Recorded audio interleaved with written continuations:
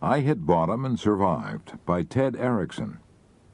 I used to be a terrible worrywart. No more. In the summer of 1942, I had an experience that banished worry from my life for all time, I hope.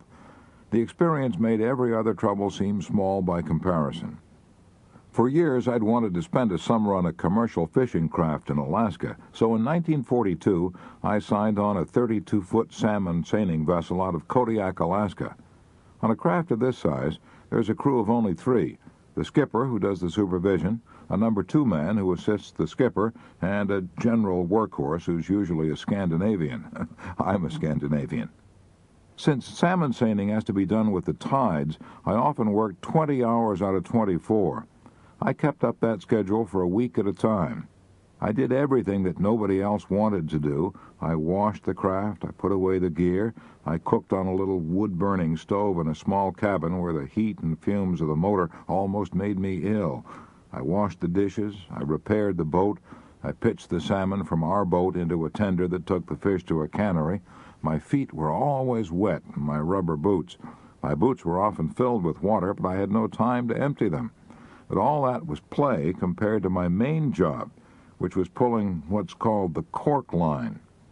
That operation simply means placing your feet on the stern of the craft and pulling in the corks and the webbing of the net. At least that's what you're supposed to do. But in reality, the net was so heavy that when I tried to pull it in, it wouldn't budge. What really happened was that in trying to pull in the cork line, I actually pulled in the boat. I pulled it along on my own power since the net stayed where it was. I did all this for weeks on end. It was almost the end of me, too. I ached horribly. I ached all over. I ached for months. When I finally did have the chance to rest, I slept on a damp, lumpy mattress piled on top of the provisions locker. I'd put one of these lumps in the mattress under the part of my back that hurt most and sleep as if I'd been drugged. I was drugged by complete exhaustion. I'm glad now that I had to endure all that aching and exhaustion because it helped me stop worrying. Whenever I'm confronted by a problem now, instead of worrying about it, I say to myself, Erickson, could this possibly be as bad as pulling the cork line? And Erickson invariably answers, no, nothing could be that bad. So I cheer up and tackle it with courage. I believe it's a good thing to have to endure an agonizing experience occasionally. It's good to know that we've hit bottom and survived.